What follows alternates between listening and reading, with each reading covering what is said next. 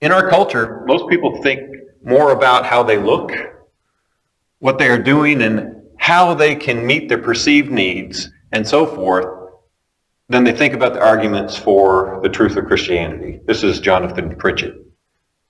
I might write this a little differently, but it's true. We are very focused on me and not very focused on why. And the why is God made us this way for a purpose.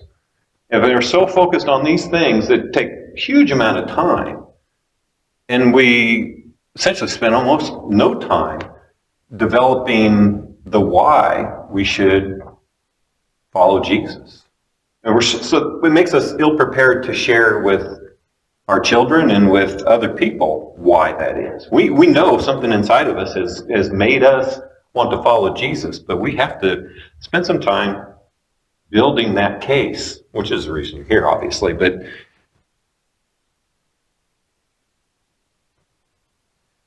many people are ignorant, but they think they are smart and pretend since they have Google. That's our modern world, right? Alexa or Siri or Google, it doesn't make them smarter. But unfortunately, we've kind of developed an arrogance about us, about our ignorance, which is really kind of weird. Well, I can answer anything, but how do you know whether Google's telling you the truth? Because Google doesn't tell you the truth. Google just gives you information. We have to have the means to determine what is true, what is good, and what is beautiful, despite whatever the computer might tell us. And so in some respects, we have a higher responsibility because we have more information.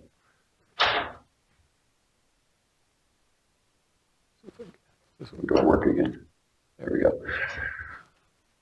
So what Pritchett said is, are we complaining about the problems but doing nothing to impact our culture and address the problems we see? I know I'm guilty of this. I can complain with the best of them. But what God called us to do is the Great Commission, which is to impact our culture. We're supposed to actually be living in the culture, impacting the culture for God. And that's all of culture. That's at your job, that's in your school, that's in the sporting activities that we might attend in our leisure. Everything should be focused toward how we can impact the culture for God. And I don't think I did that very well. Until I got sick, I probably didn't do that well at all. And sometimes it takes a life experience that kind of shatters you before you kind of get focused on what's more important in life. And I think what Pritchett was trying to teach us in my class was this idea that our focus has to be on the most important thing. And we have to let that kind of infuse into all of our activities.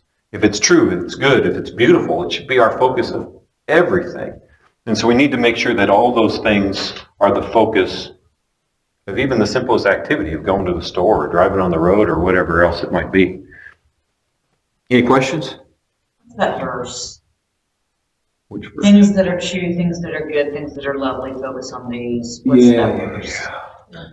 You're going to post that one. Google it. My wife will Google it. We'll come back to that in a second. But you're right. It's Paul that said it. It should be in Ephesians, but I'm not sure exactly where. It's Paul that said it. I'm not always very good with the addresses. I'll be honest. Address, I'm not so very good. So. Yeah, I think you're right though. Very good statement. All right. So let's. Well, she Googles it up a step forward. So, whoops, I skipped too quick. Well, let's. Sorry, my control is not doing very good for me. So Philippians 4:8. Philippians 4:8. Google.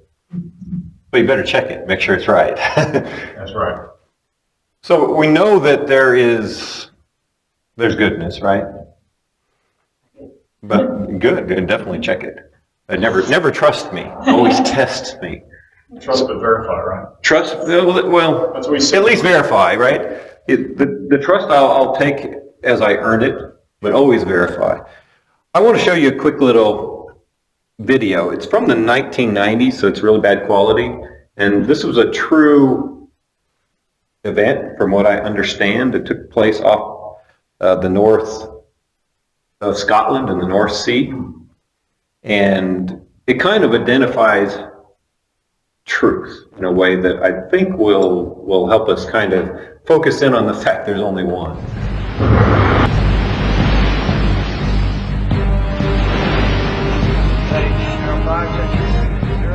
Again, this is the USS Montana requesting that you immediately divert your course 15 degrees to the north to avoid a collision. Over. Please divert your course 15 degrees to the south to avoid collision. This is Captain Hancock. You will divert your course. Over. Negative, Captain. I'm not moving anything. Change your course.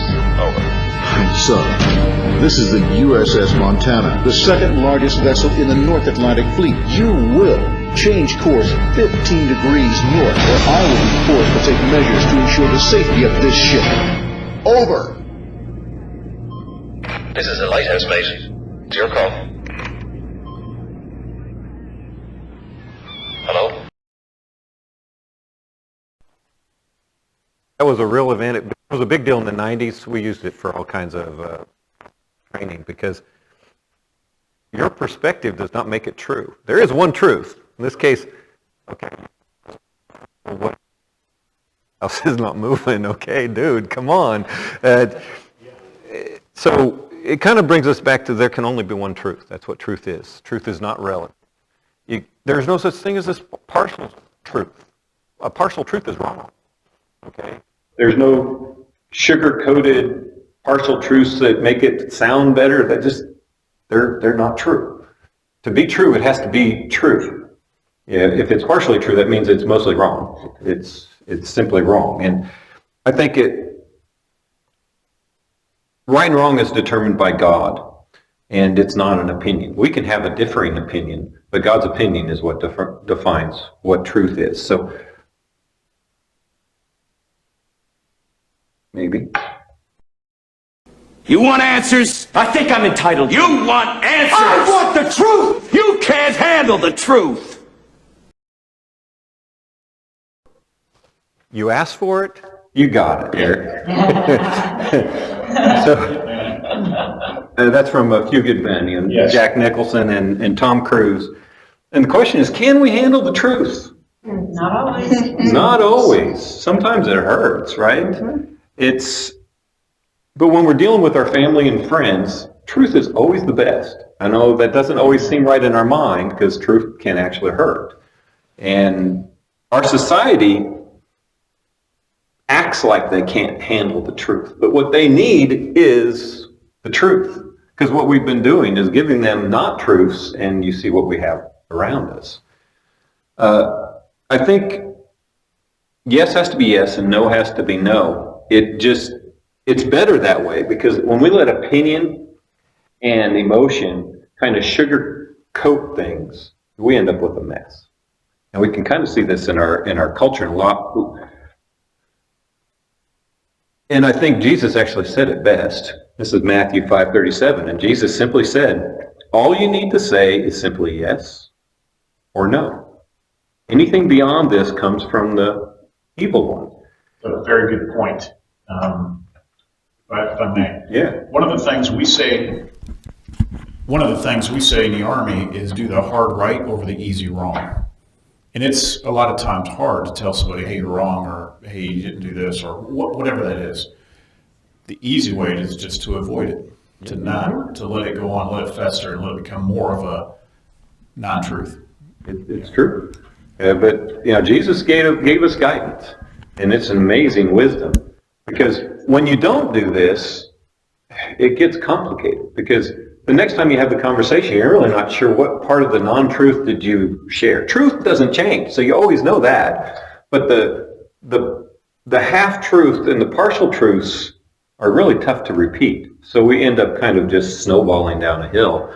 And that's a reason truth is so important. So a Christian worldview is simple. Whatever Jesus says is true, right? And let's introduce you to, this is a group called, I can't think of it, Hi there. GunChristians.org. Many others like you have asked, what is truth? Let's find out, shall we? You can also discover more and read a longer answer on GotQuestions.org. Here is your answer for today. Almost 2,000 years ago, truth was put on trial and judged by people who were devoted to lies. In fact, truth faced 6 trials in less than 1 full day, 3 religious and 3 legal. After this, a very interesting conversation between the truth and Pilate took place. Jesus answered, "You say correctly that I am a king. For this I have been born, and for this I have come into the world, to testify to the truth. Everyone who is of the truth hears my voice." And what is truth? Pilate's question has reverberated down throughout history. In a postmodern world that denies that truth can be known, the question is more important than ever to answer. What is truth? Truth is not simply whatever works, is understandable, or what makes people feel good.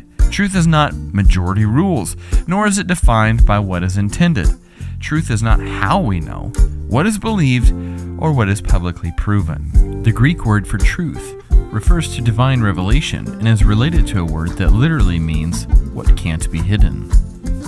The Hebrew word means constancy or duration, implying something that can be relied upon. From a philosophical perspective, there are 3 simple ways to define truth. Truth is that which corresponds to reality. Truth must match its object, and truth is simply telling it like it is. Thomas Aquinas observed, "It is the task of the philosopher to make distinctions." Making distinctions seems to be out of fashion in a postmodern era of relativism, especially in matters of faith and religion. The philosophy of relativism says the position of the absolutist is wrong. But why can't those who say absolute truth exists be correct too? The philosophy of skepticism simply doubts all truth, which ironically claims to know at least one truth, that you can't know truth. The patron saint of postmodernism, Friedrich Nietzsche, affirms at least one absolute truth, the truth that no truth should be affirmed. Pluralism unravels at the feet of the law of non-contradiction. Something cannot be both A and non-A at the same time and in the same sense. Mortimer Adler notes pluralism is desirable and tolerable only in those areas that are matters of taste rather than matters of truth. Hopefully, it's easy for you to see each one of these philosophies is easily disproven by their own definitions. When the concept of truth is maligned, it is usually for one or more of the following reasons. Anyone claiming to have absolute truth in matters of faith and religion is narrow-minded, arrogant, and exclusive. Is a math teacher narrow-minded for holding to the belief that 2 plus 2 only equals 4? Arrogant for insisting that this is the only right answer. Wrong for observing that all answers other than 4 are excluded from the reality of what 2 plus 2 truly equals. Yet another protest is that all that matters is sincerity. The problem is that truth is immune to sincerity, belief, and desire. Some will admit that absolute truth exists, but only in the area of science, and not in the matters of faith and religion. This is a philosophy held by a logical positivist, to which all talk about God is complete nonsense. Those who hold to the notion that only science can make truth claims fail to recognize that there are many realms of truth where science is impotent. Anyone who makes the statement, science is the only source of objective truth, they have just made a philosophical claim, which cannot be tested by science. Why is it so important to understand and embrace the concept of absolute truth in all areas of life, including faith and religion? Simply because life has consequences for being wrong. Incorrect doses can be fatal. Poor investments lead to poverty. Wrong planes lead to wrong destinations. Consequences are highest in the area of faith and religion. Eternity is an awfully long time to be wrong. During the 6 trials of Jesus, the contrast between the righteous truth and unrighteous lies was unmistakable. The link between truth and righteousness, and between unrighteousness and falsehood, is demonstrated across the New Testament. In conclusion, Pilate asked millennia ago, what is truth?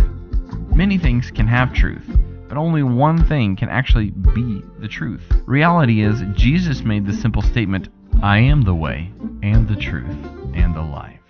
A claim that validated itself and his deity when Jesus rose from the dead. Pilate evidently never knew the truth. Ignoring the truth always leads to undesired consequences. Alright, that answers your question. What is truth? On our website, gotquestions.org, you'll find a much more extended article with citations and resource suggestions. If this helped you as much as it did others, like this video and subscribe to the Got Questions channel. Meanwhile, if you'd like to study more, as always, just keep asking.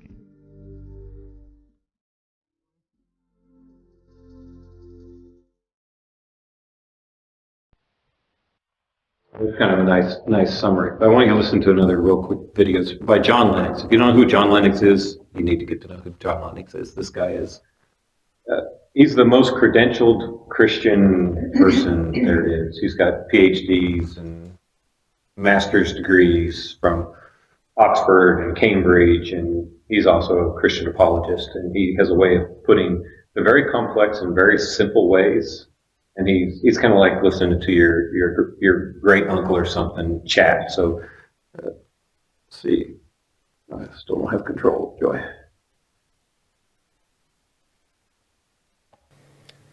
When it comes to truth, my Christian worldview raises perhaps the most startling claim of all that Jesus made. He said, "I am the truth."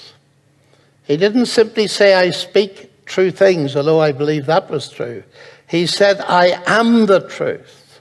So ultimately, ladies and gentlemen, for me, there is, of course, truth beyond science, because ultimately truth is a person who created the world in which science is done. And as an inference to the best explanation, I hold this worldview to be the most satisfying, both intellectually and emotionally.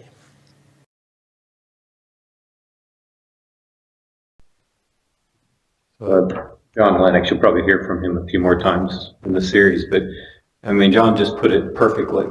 Truth is a person. It's not just an idea. Whatever God says is true, and the scripture they keep quoting, did I skip it? Is out of John 14:6, and it says, "Jesus answered them, I am the way and the truth and the life, and no one comes to the Father except through me." And this is the one that actually the world has a lot of trouble with this one, because they'll say we're exclusive, and yes, we are, because the truth is exclusive, because there can only be one truth. There's a lot of good examples of why we believe we're exclusive, but you used Bill Wise' story yet about the cabin? Maybe it's a good time there. A guy named Bill Wise, he lives in California. He was asked to prove Christianity without using anything in the Bible on a radio program. And one of the stories he used was this idea that, say there is this rich man, and he has this exclusive remote cabin, and he's invited you for a week to come stay with him. And he's trying to give you directions, and you say, no, I can find my own way. What are the chances that you can find your way if there's no GPS, there's no maps, and there's only one road in and out? You don't even know the address. You don't even know the address. You didn't even ask where it was. The point is, only the owner of the place actually knows how to get there. And to say that there's multiple ways when the owner says there's only one way, okay, who knows better, the owner or you? And that's kind of where we are in our society, where it's like everybody thinks they have their own way, but God created everything. That makes him the owner of everything, including us. He might know the right way to get to his house. And we'll talk about how we can justify saying God is the creator of everything the next week and the next couple of weeks when we talk about the proofs for God. But I just like the way John put it. Truth is a person. As a Christian, that's what we believe. We have a standard, and it's the person of Jesus. And it's probably a good place to take a quick break. why don't we take a quick break and then we'll come back and we'll go through some examples of kind of how this looks. Countering false claims.